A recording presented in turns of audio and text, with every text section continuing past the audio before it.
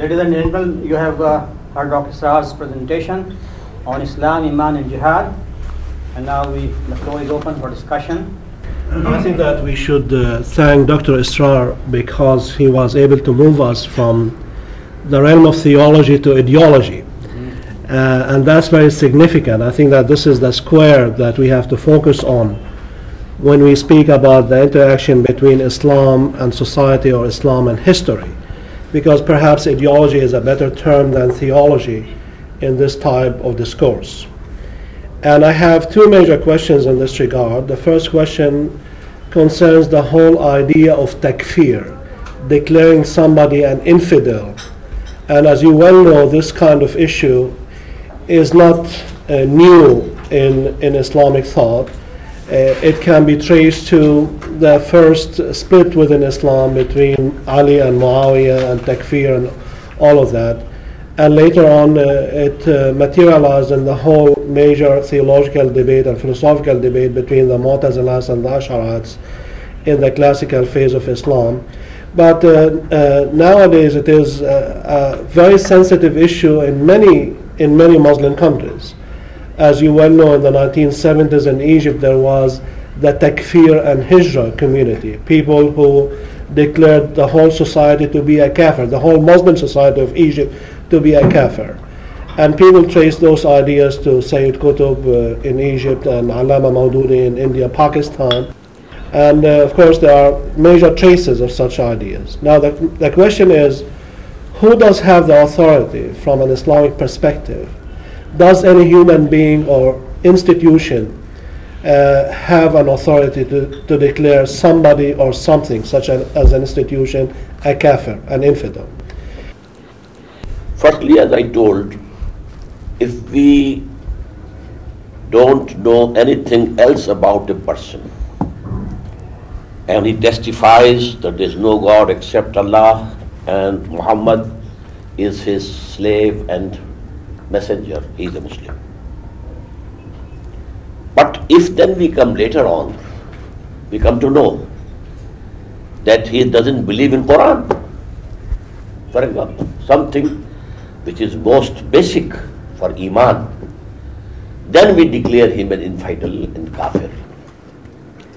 And the case about Qadianis and Baha'is, that they don't accept Muhammad as the last prophet, and they think that the institution of prophethood and messengerhood is continued.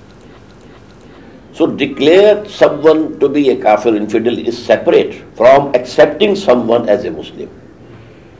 If we don't know anything about him, he is testifying he is a Muslim. But if we come to know that he believes in something which is just absolutely contrary to Islamic belief, then we declare him as infidel. In an Islamic state, it's only the state which can declare anybody or any sect or any group of people as infidel. But during the colonial rule, when there was no Islamic state, this function was taken up by the ulama. But as bad luck would have it, the ulama then used this sword against each other also, with little differences in theology and in the fiqh and law and this and that. So that is the sad part of it. But ulama, if they have a consensus about a group that they are not Muslims, they are outside the pale of Islam, then we have to admit it. This thing happened in Pakistan about Qadianis. The ulama, all sects, all Shias, Sunnis, and Brelvis, and Deobandis, and Ahl Hadith, Zahiris, Jamaat-e-Islami, there was a complete consensus that they are outside Islam. And then the government also took this step. Mr. Bhutto, he got it decided by the parliament. And the Qadianis were given full opportunity to present their case. But then the committee of the parliament decided, no, they are outside Islam. Now, I think that what you have essentially talked about is what we call, in Christian theology at least, the relationship between violence and the sacred. And I'm really delighted that... Violence and the sacred. Al-Qudsiyya. The sacred. And I'm really delighted that you have explained that from an Islamic perspective.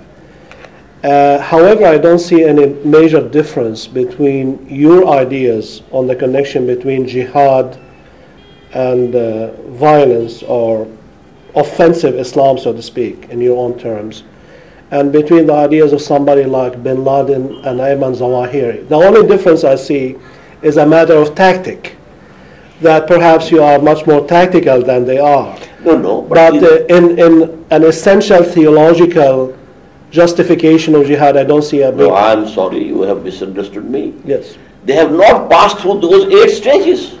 Yeah, but these stages are tactical stages. Have they organized people? Have they purified their souls?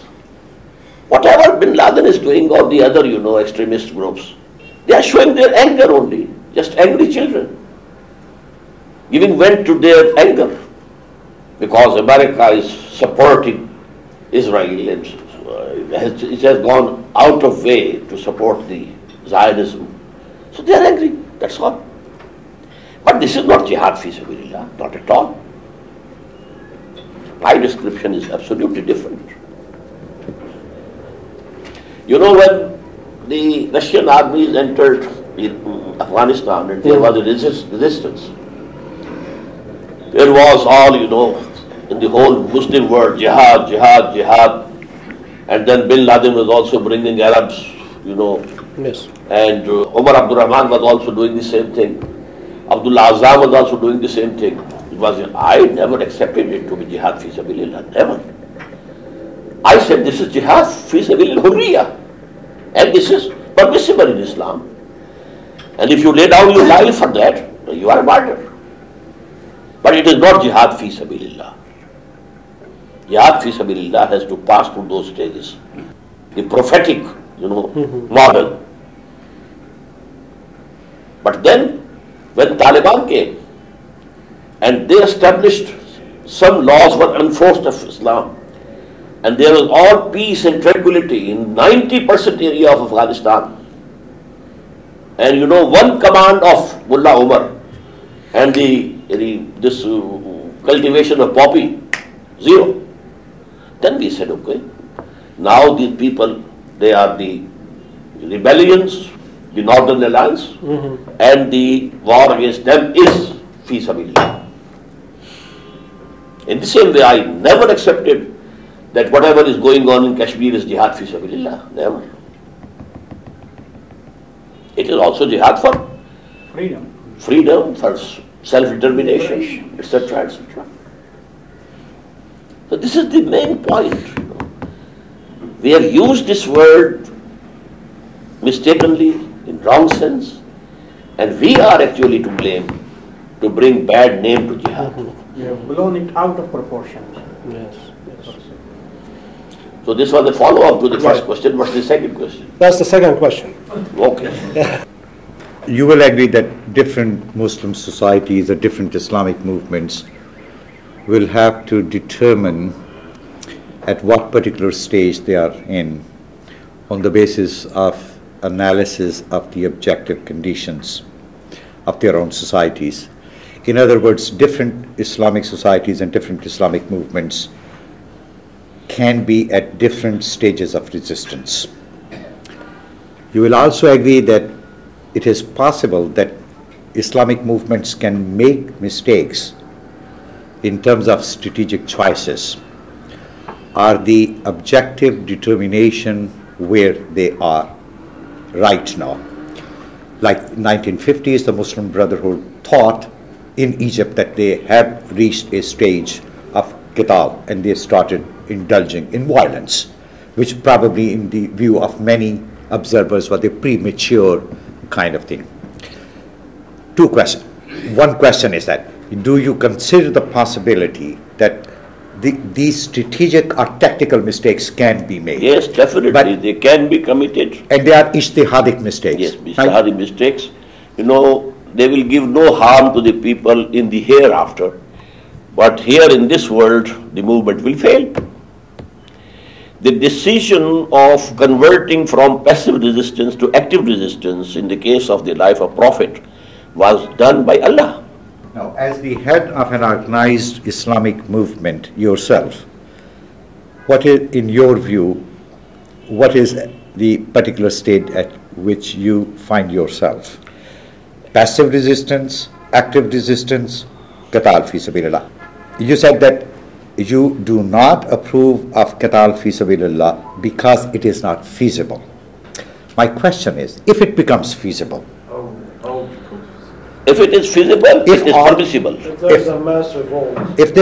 if you said because arms are not available to the masses, if arms become available to the mass, my question is the issue of the legitimacy of violence. Yes, this qital fi sabilillah is legitimate, is halal, is permissible till the end of this world. But in the given conditions, the objective conditions, generally speaking, it's not feasible.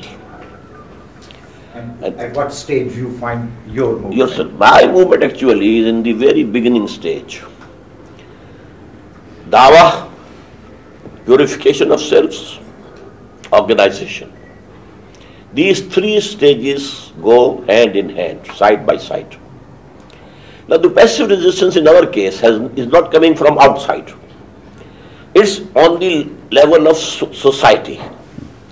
When we say anybody who joins us has to have halal, only permissible means of earning, and he has to give up those things which are forbidden, now there is a struggle in the family.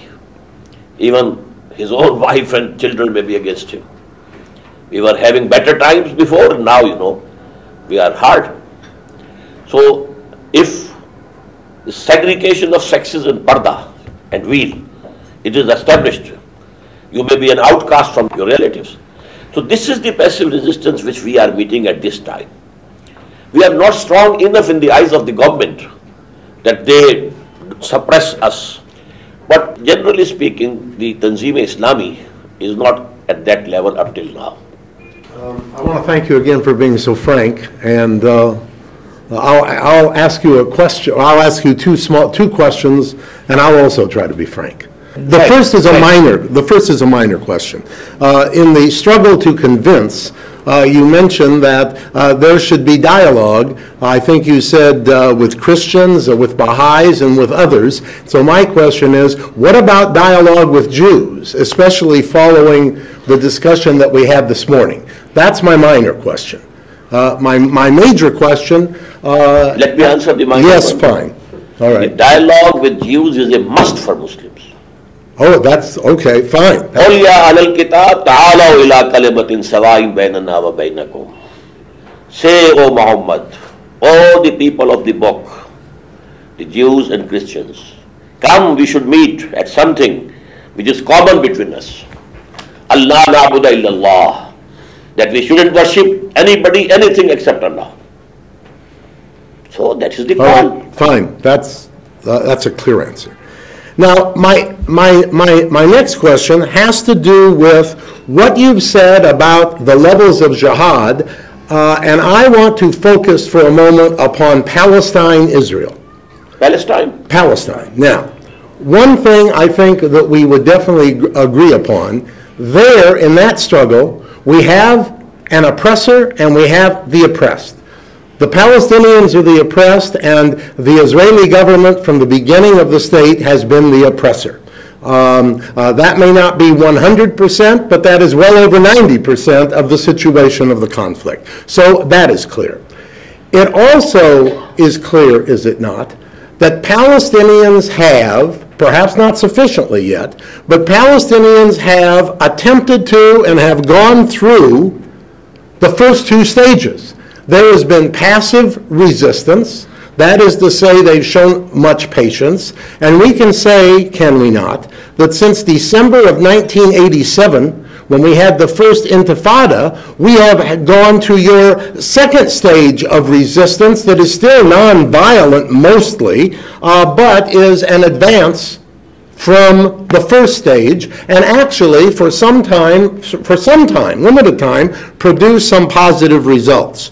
So now I come to this question that's really twofold. One, do you think Palestinians, most of whom anyway are Muslims, let's say 85, 87% are Muslims, do you think that now is the time, as some of them think, that they should go to the resistance which is more violent resistance? This is, of course, based upon an assumption that I think we can make, that the Israeli government is, in the foreseeable future and probably beyond the foreseeable future, not going to change the way it is operated. So, should Palestinians go to the more violent resistance stage? And then the second part of that question is, when Palestinians talk about the kind of solution that they would like, which they do talk about, which they should talk about, should they talk about an Islamic State in all of Palestine, Israel?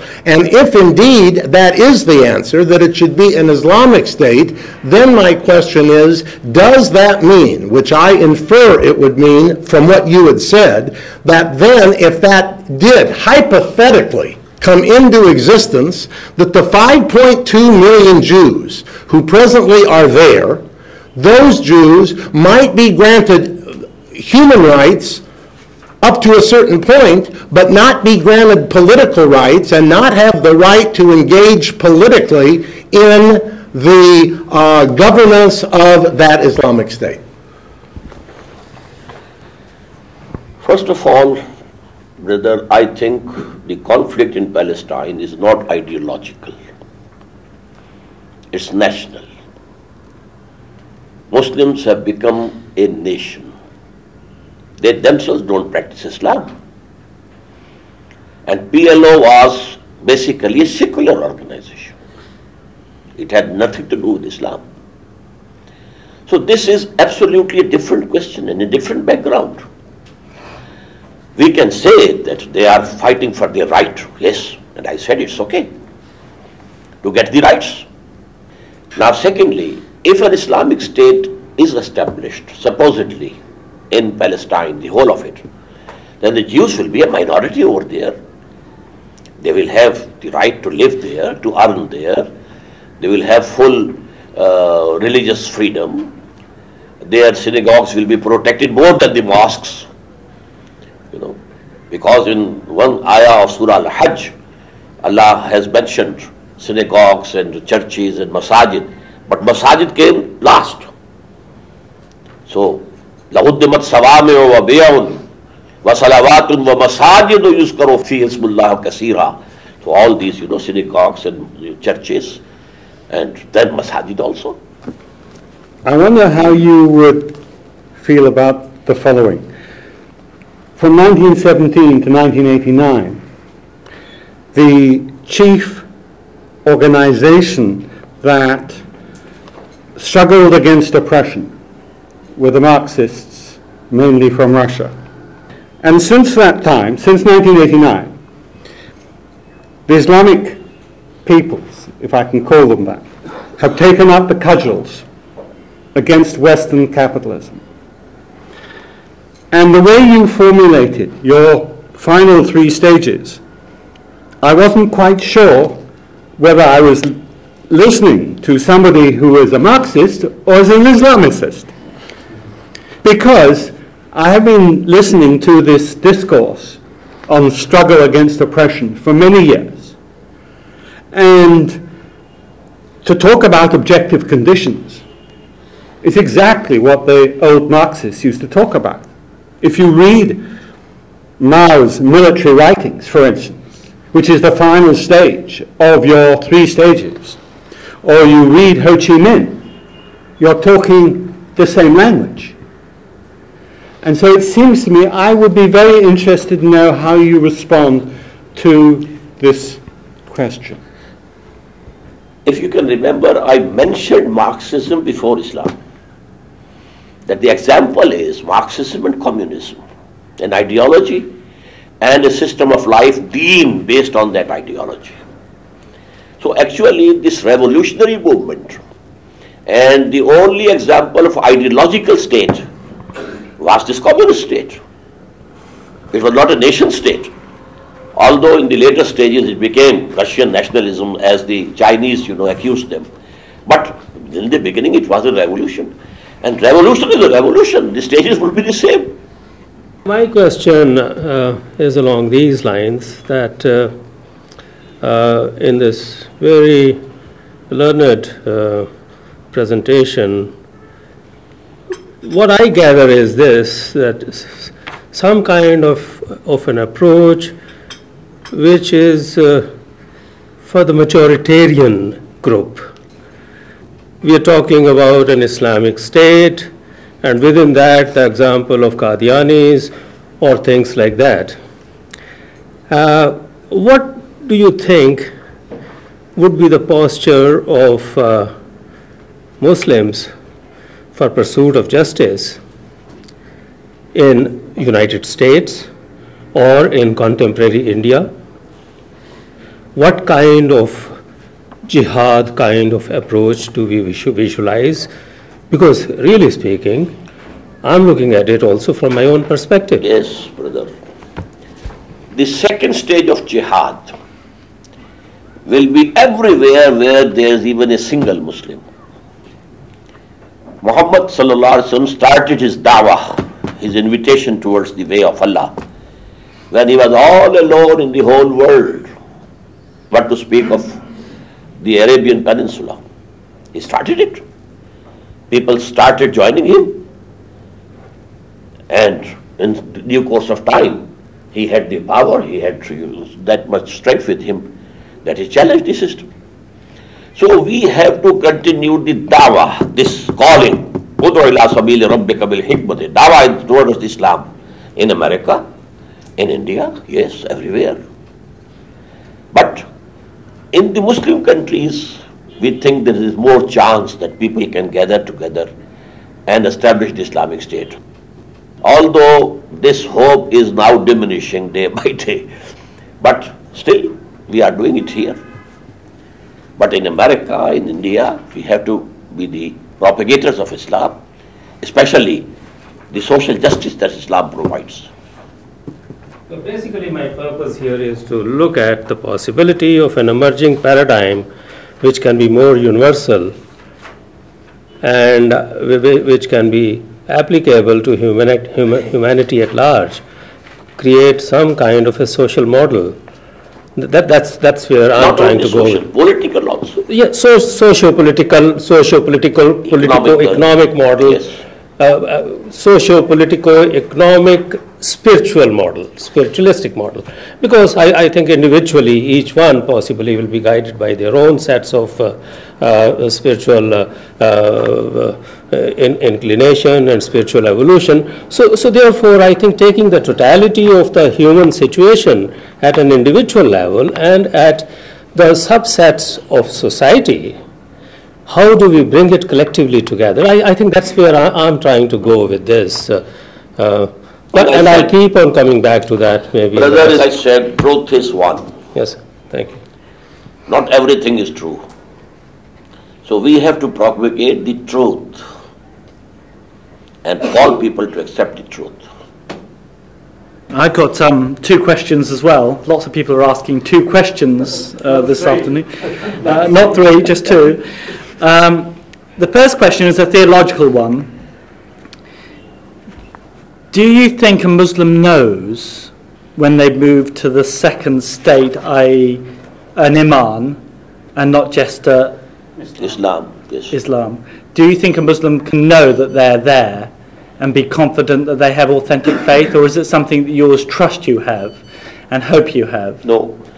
There are ahadith, tradition of the Prophet, we tell, when this happens, then you are a mu'min. When this thing happens, you are a mu'min. So there are signs of real iman. Right. Yes. Okay. But anybody can say yes. Yeah. Okay. This is a matter of self-assessment. Self-x-raying. Right. You can't pronounce a judgment about others. Right. Thank you. My second question is to do with returning to the whole issue of the stages from passive resistance to active resistance and then to just aggression. You invoked Gandhi as an example of somebody who did stages 1 and 2, but of course the big difference is that Gandhi believed that 1 and 2 were all he was allowed to do because of his commitment to non-injury and to his commitment that taking of life, even in a just cause, is wrong.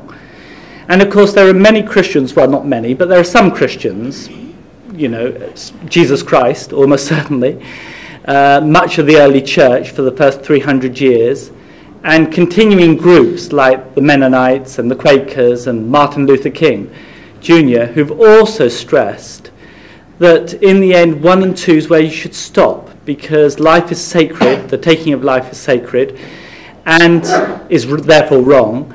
And once you start killing, it leads to revenge and counter-revenge and the cycle of violence. And you can never be sure that goodness comes out of it.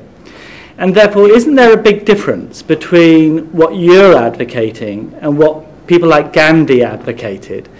And that is, in the end... Gandhi, you mean? Gandhi, yeah. Yes. In the end, both Gandhi and Martin Luther King and certain strands of Christianity who are committed to pacifism stop at 1 and 2 and would think it all was wrong to go to number 3. No, it would have gone to number 3 if there was need. These were the stages. Non-violent, non-cooperation. Not even disobedience. It was only non-cooperation. We are not going to wear your clothes. That's all. Then the non-violent disobedience, civil disobedience, breaking the law. If these were good days for the Britishers, they would never have left India. Neither they killed anybody who was striving for freedom, nor the people killed any Englishmen. But they were going and they were in haste to go. They had planned in 1948 to free India. But then 1 year earlier they went. So had the third stage come, Gandhi would have gone challenging the system, and the system can never change without bloodshed.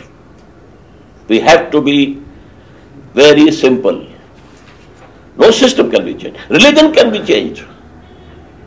The creed, the dogma, it can be changed. People can become Christians. People can become Buddhists. But to establish a politico-socio-economic order, well, that has to entail some bloodshed. That is why Muhammad, he took sword in his hand. Otherwise, it would have been a missionary type of work only. Deen would not have been established. I would like to take the issue of the intelligentsia, the intellectual elite that you referred to in passing in your talk. And you made a distinction between the intellectual elite and the masses. I'm not concerned about this distinction at the moment, but what I'm concerned about is the intellectual elite in the Muslim world. Of course, the intelligentsia are not homogeneous. One can define them in so many different ways. But I think that in the Muslim world, one major composition of the intelligentsia is the religious intelligentsia. And in a country like Iran, we said that in a sociological sense, not in a normative sense, I think that Iran is the only example I can think of in the 21st century where religious intelligentsia are in charge. They have the power. Of course, there are major conflicts between certain forces within Iranian society. But here the ulama are in power. But that's the only example I can think of.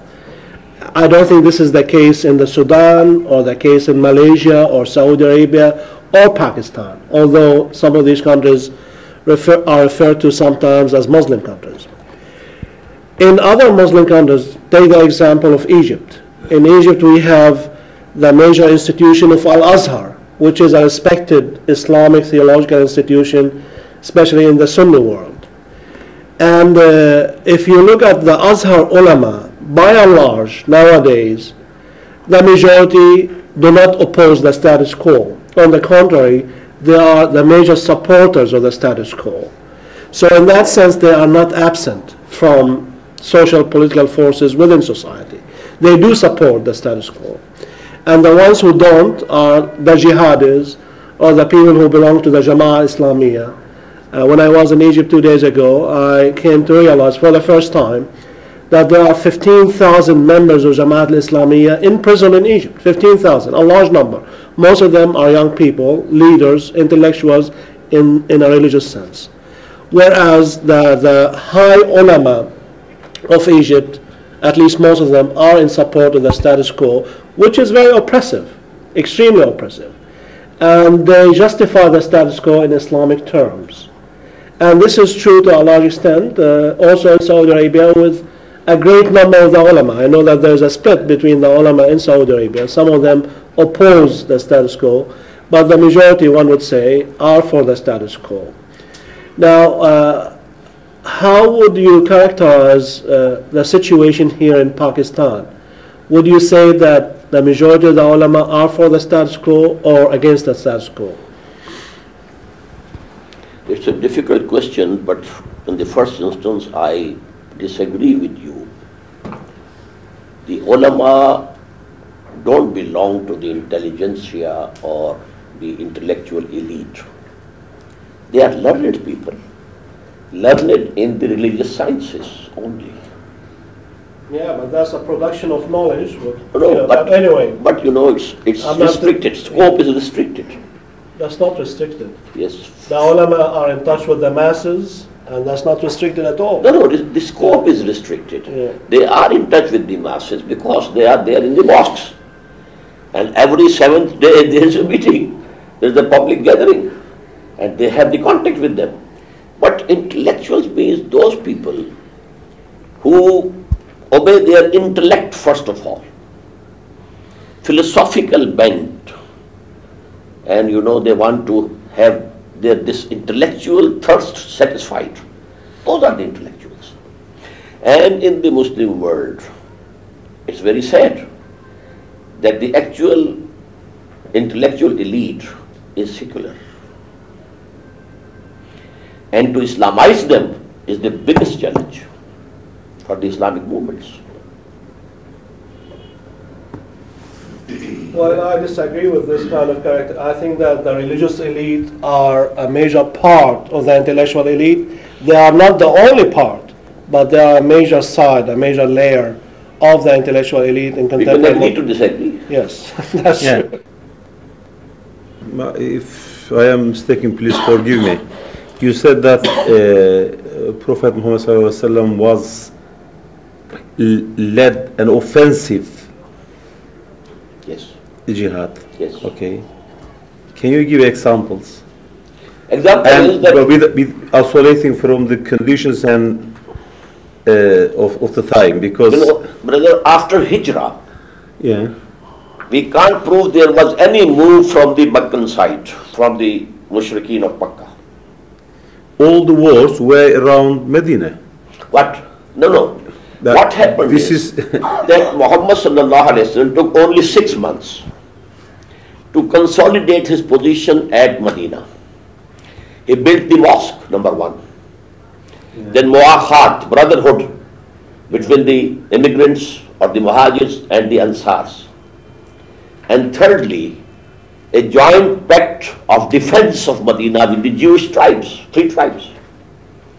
He consolidated his position here, and from the 7th month, he started sending small groups, guerrilla groups, threatening the caravan route which was going from Mecca and passing near Medina from Badr and going to Syria, or the caravan route going to Yemen through Taif.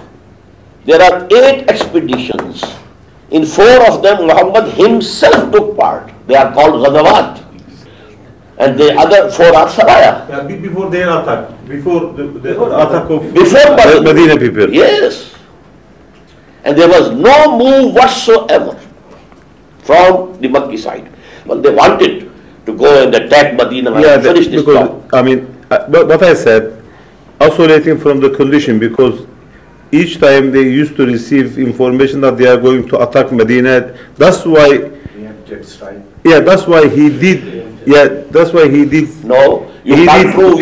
Peace treaty with Jewish and even with Christians. 8 expeditions, you cannot prove any one of them was based upon any information coming from. I think this point needs to be analyzed very deeply, because it is.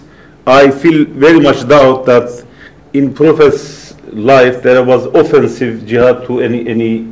I mean, if we study very deeply that he was all in defensive cases, because this Well, the conquest of Mecca was a form of offensive jihad. Are you, Oh no. Sir, are you familiar with Fazl Rahman's argument that for each single battle, we do not need to establish a point of provocation from the Meccans?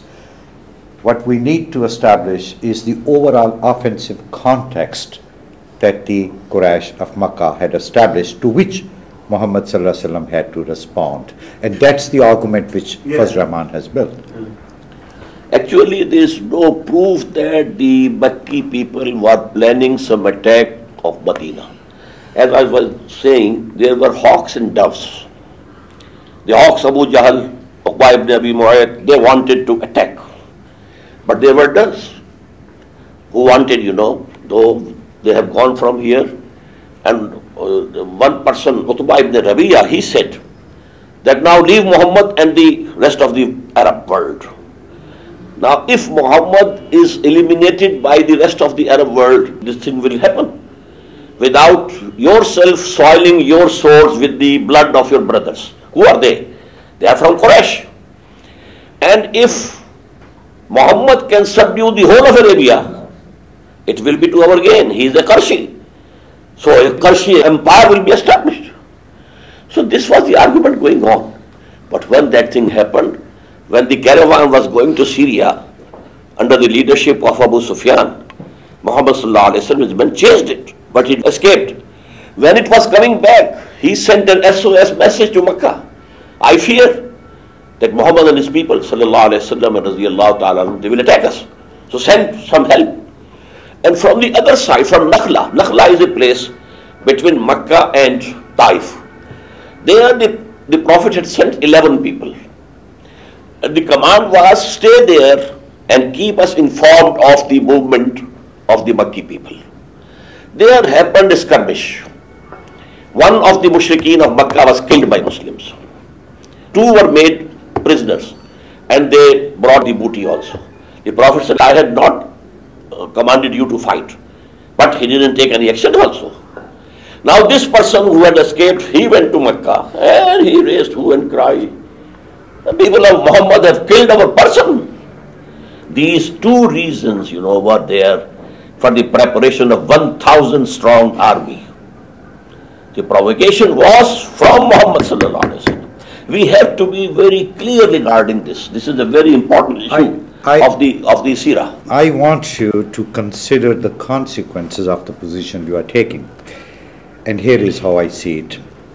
If we articulate the jihadic ideology as an offensive ideology, and we say to the world that we have not yet reached the stage at which we can undertake violence, take up arms against the forces that are opposed to Islam. We are at stage 1 or at stage 2, but definitely a time will come when we will engage in offensive jihad against the rest of the world. Then the rest of the world is perfectly legitimate, is justified in taking a preemptive strike against the Muslims so as not to entertain the future possibility of being attacked when the Muslims are in power or in a position. So here gives the perfect legitimacy to George W. Bush to attack the Muslims. Well, he got the legitimacy by himself without any provocation from the Muslims. No, I'm just actually but asking you to consider the consequences. Yes. A difference should be made between what happened during the life of Muhammad sallallahu alaihi wasallam and what can happen today. The spreading of the message of Islam in those days couldn't be by any other means except conquering. Today you have television, you have all communications, you can spread the message of Islam, and if you can show an example of political socio-economic system of Islam, that would be the best of propagation. That's where I wanted you to come, and my question was, is it regarding possible, the life of the Prophet? Yeah. We shouldn't distort it. Okay. Yes. Is it possible to establish the socio-economic and political justice without using violence? In other words, is it possible to establish an Islamic social order through democratic, peaceful means? If by democratic peaceful means you mean elections, etc., my answer is no, not at all. These democratic peaceful means, elections are held to run a system, not to change the system. The power bases in this society, they will be reflected in the elections. The elections might be very transparent, but the power structure, the landlords, the moneyed people, they will come there and they will try to have a status quo. So actually this is not the way. But I told you that it is not necessary that you go to war. A peaceful agitation, a peaceful mass movement. But for that peaceful mass movement, you need a very strong, integrated, disciplined party, first of all, which can control the mass movement. The mass movement otherwise can be hijacked by any person who raises a louder slogan. Unless you have this backbone of that mass movement is a very strong, disciplined party. Hizbullah, as Quran says it. The party of Allah. I would like to make one comment about Al-Arab urban dichotomy in early Islam, as well as the urban Bedouin dichotomy in the contemporary Muslim world, a comparative outlook in brief.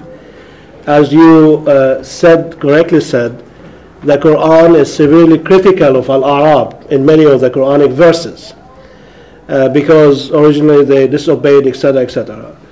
But one could say that, one could take that as a lack of harmony in early Islamic Arabia, between urban Islam and non-Islamic desert, so to speak. And that's why Al-Arab were... right.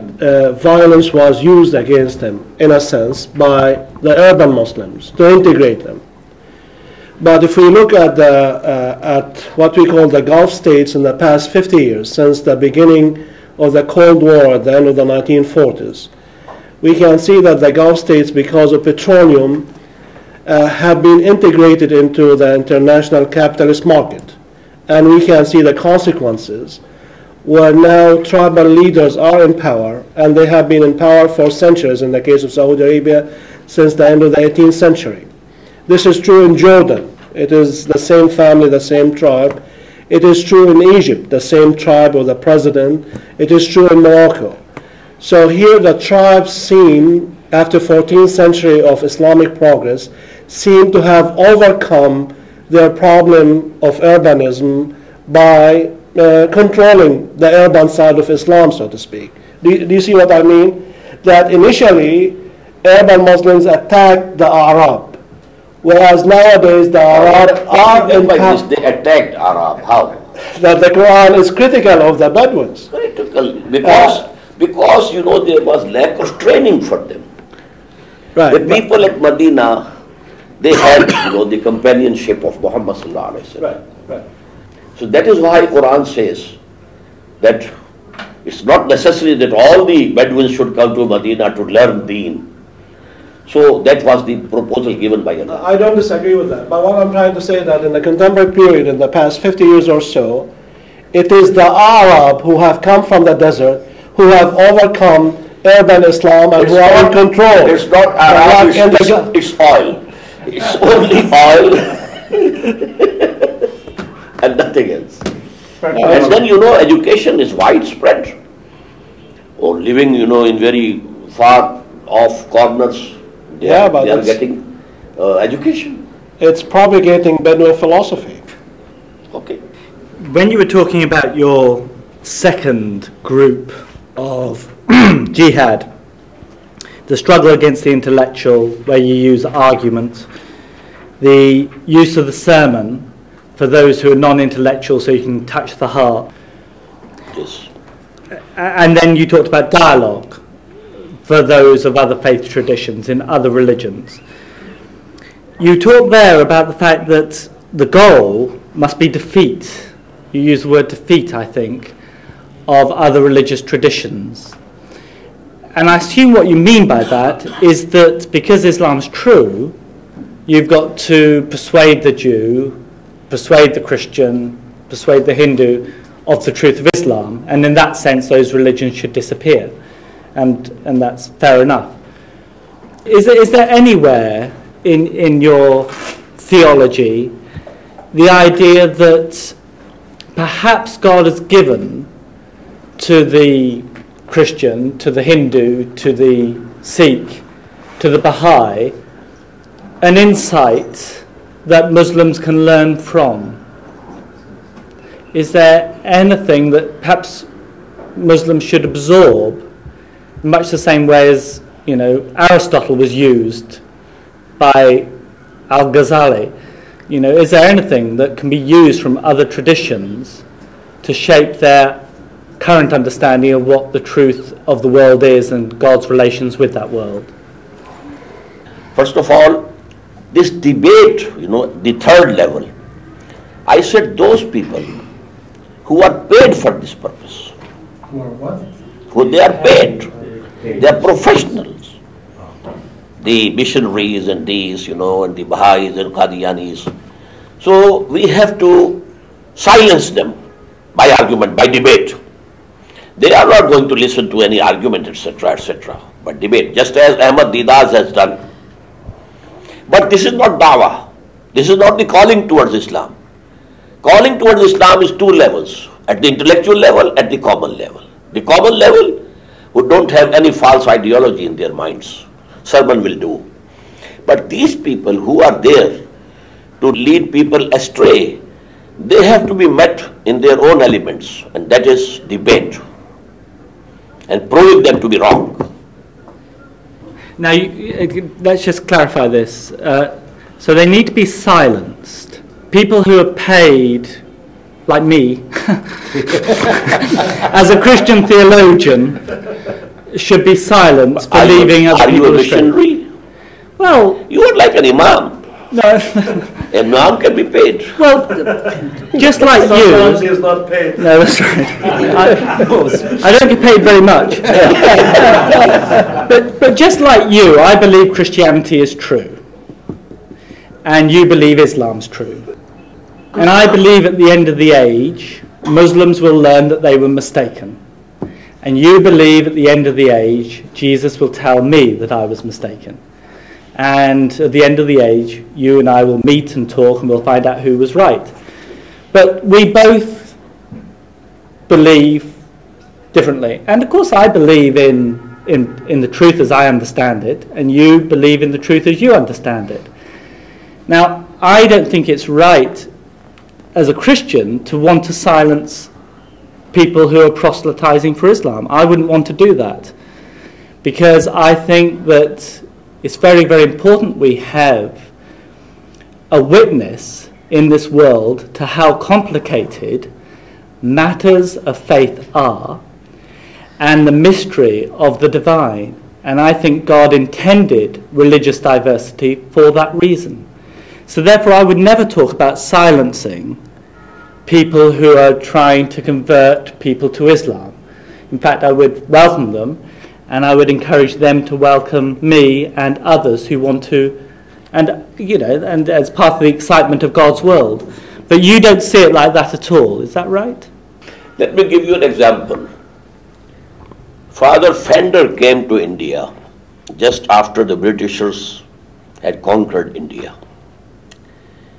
And he challenged all the ulama, Muslim ulama, and held debates in various cities, starting from Calcutta and all, this, UP, if you know somewhat of India.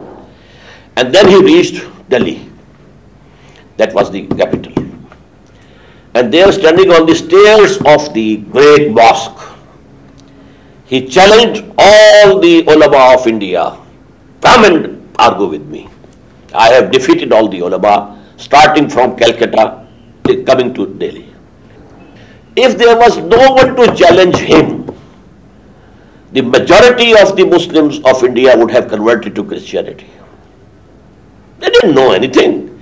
But seeing that a Christian father, a learned person, has defeated our ulama. So to stop this thing, what happened? One person came up, Rahmatullah Nadwi. He defeated him. And then he ran away from Indian subcontinent. He started his mission in Turkey. And there also the ulama were defeated. But it was the caliphate till that time. So there was a request to Rahmatullah, send Rahmatullah to Turkey so that he can silence this person here. And when he came to know that Rahmatullah Karanvi is coming to Turkey, he ran from there also. So what are the influences of the people, of the general masses? They are not very knowledgeable. How many % of people in India could read and understand Quran for themselves? They have faith in their Maulvis. And if the Maulvis stand defeated, what would be the psychological effect? But thank Allah that there was a person. May I See, again, when we are talking of these things, we still, as Nirmal Saab said, within the context where Muslims are in majority, and you are creating some problems for a person, Muslim like me, who is living in the United States. You want complete freedom to silence the Christian missionaries or other non-Muslim missionaries here in Pakistan, but you want complete freedom for me to propagate Islam in the United States and not to be silenced by them. So that creates a contradiction. No, they tried to silence Ahmad Didat, but were defeated. Who decides who has been defeated? When there's an argument and there's a meeting, things is decided. They were silenced. What was the name of that person, who was later on? Jimmy Swaggart? Yes. Jimmy Swaggart was defeated. My question is about Muslim and Mu'min. And what I'm trying to sort of comprehend here is that Mu'min is a person who, I suppose, who is developed or evolved in Iman and whose kirdar is such that it justifies that way. Now, in this whole process of jihad or struggle of various kinds, struggle for living, struggle for rights, and struggle for spreading ideology, various levels of struggle which are there. Eventually, all struggles are triggered, inspired, supported, and led by some people. And I want to try and understand this, that how do I recognize a Mu'min? How do you recognize a Mu'min? How do I recognize that somebody who is leading is a Mu'min and not self-professed Mu'min, but the real one? Because really speaking, a Mu'min is the real Musliman. He's a godly person. He is honest, he is compassionate, he has got the goodness of humanity and God's creation in heart, and he is in love with he is in adoration. These are the attributes of a Mu'min, not a Muslim. Mu'min. Yes. I'm talking Muslim. And therefore, he is, I would say in common parlance, he is really the true Muslim. The definition of Muslim is, hey, be a Mu'min, then only you can be called a Musliman. Now, how do I recognize that person? How do I find him? Because he's the one who can possibly help me, who can guide me. His character, his behavior. I'm telling you, here, for the purpose of this world, we don't need to decide. Only thing is Muslim. The membership of the society is on Islam, I told you, from the very beginning, not Iman. Because we cannot pass any judgment about Iman of anybody, whether he has it or not. So that the whole socio-political structure is based on Islam. Or you may call it legal Islam. This is legal Iman. Because we have an ayah in Quran in Surah An-Nisa, Ya ayyuhallazina amanu aminu billahi wa rasul. Oh, you who profess to be Mu'mins, have real Iman in Allah and His messengers and His books. So a legal Iman is Islam, verbal attestation. He might not be practicing. He might not be saying 5 prayers, not even 1 prayer. But if he believes that prayer is a part of Islamic Sharia, he is accepted as a Muslim. Last question from Dr. Faris. Yeah, I just want to be enlightened myself. about statement وَمَا عَلَى الرَّسُولِ إِلَّا الْبَلَاغِ. So how we can now tie with this statement and that we are going to establish. هو الذي أرسل رسوله بالهدى ودين الحق ليظهره على الدين كله. Yeah, but Thrice for Prophet Muhammad. It is he, that is Allah, who has sent his messenger, that is Muhammad, with two things: the full guidance, the total guidance, al-huda, and the dinul haq, the true system, political, socio-economic system, dinul haq. but it's not mentioned political, socio-political, economic. Dinul haq, deen is nizam. The difference between mazhab and deen. But that is interpretation to me. Yeah? No. For example, we have in Surah Yusuf, Deen al-Malik. What does it mean? Ma kana liyakhudha akhahu fi Deen al-Malik. What does it mean?